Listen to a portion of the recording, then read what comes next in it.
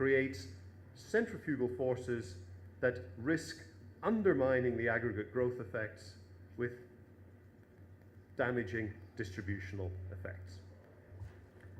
What does that mean? Well, fundamentally, that means that successful progression along this regional integration route demands heavy and increasing investment at both the national and the supranational level in institutional structures of governance. And at the heart of these institutional structures are the fiscal and quasi-fiscal institutions. And once you talk about investment in fiscal and quasi-fiscal institutions at the regional level, you're talking about sovereignty.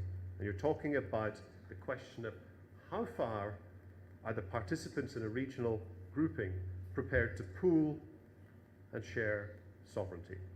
How far is that dilution process prepared to go? And that, I think, is the fundamental issue that we're dealing with when we talk about regional integration. I also think that it's an issue that it's not an issue exclusively for economic and monetary union. It's not a monetary union problem. It's a deeper and an earlier issue. It's an issue that rotates around the customs union, and it rotates around single markets as much as it does around monetary union. I speak as a committed European who happens to be living in a country that has taken a distinctly non-European path, or at least direction of travel at the moment. And that's not about European monetary union.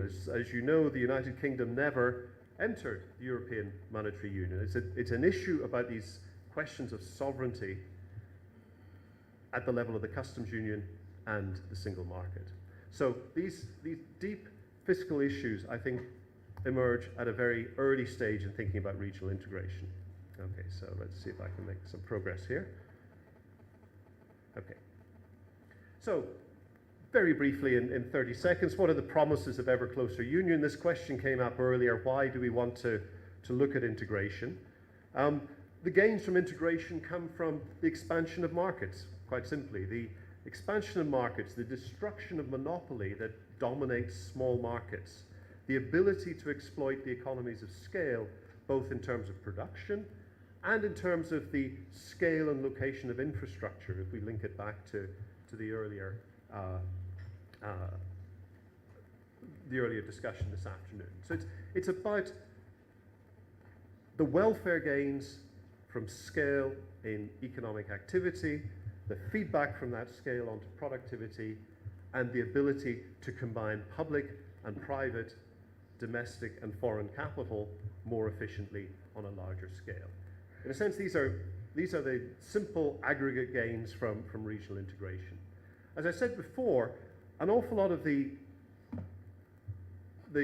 logic and the drivers behind regional integration initiatives are not about the economics, they're about the politics, they're about the security agenda. I mentioned the European coal and steel community, but in the European context, you can think of two other really major events in terms of creating and supporting a security agenda. By creating linkages between countries that reduce the risk of conflict and improve the kind of agency of restraint that institutions provide over domestic policy making. In Europe, the big events would have been bringing the previous dictatorships of Spain and Portugal into the embrace of the European Union. They're about bringing the accession countries of Eastern Europe into the embrace of the European Union. They're about the discussion between Europe and Turkey about bringing Turkey within, or not, within the European Union as the politics of the day dictate. So it's about creating reciprocal obligations, establishing norms, creating a culture of political contact and engagement that leads to higher levels of cooperation. It's a security agenda in a broad economic sense. It's also about leverage, and I think this is particularly important in this part of the world, about voice in international organization and international geopolitics. Does the EAC speak with a louder voice than any of the individual country members can speak? But the challenge as I said, is that with the aggregate gains come the distributional tensions.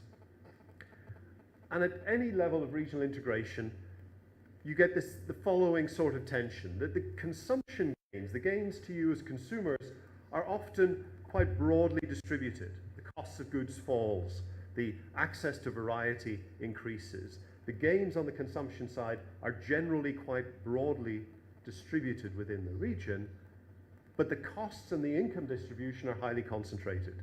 The costs in terms of production gains and losses and income effects, gains and losses, are often highly concentrated within countries and between countries. This comes about through processes of agglomeration and clustering. So there are great advantages to being the first mover in a monetary union, for example, to establish clusters of production. We know that trade creation and trade diversion has similar distributional effects. I won't spend any time on those. We know that changes in the common external tariff affect different parts of a regional grouping enormously. I'll mention one example of that in a moment. And we get these cumulative effects. Regional development becomes highly path dependent. That the first mover advantage creates the high rate of return locations that make sense to service through improved infrastructure, and the improved infrastructure makes it more attractive to firms to agglomerate in those high productivity areas. Skills get concentrated, universities get concentrated, and the process of regional integration creates processes of disintegration or distributional tension. That's absolutely independent of common monetary areas. Deep integration, that's going to be a feature of any customs union or regional integration process, a customs union or a single market.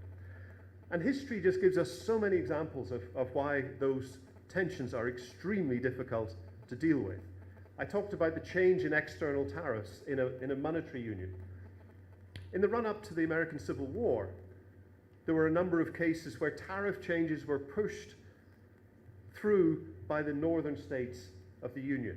The northern states produced manufactured goods and consumed agricultural goods from the South. The South produced agricultural goods and consumed the manufactured goods. What happens if you increase the external tariff on manufactured goods, as the northern states of the US did in the 1820s, 30s, 40s?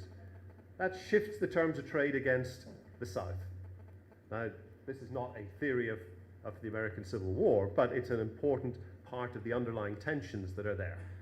The most famous example of this, it was called the Tariff of the Abominations in the late 1820s. Closer to my home, the Irish potato famine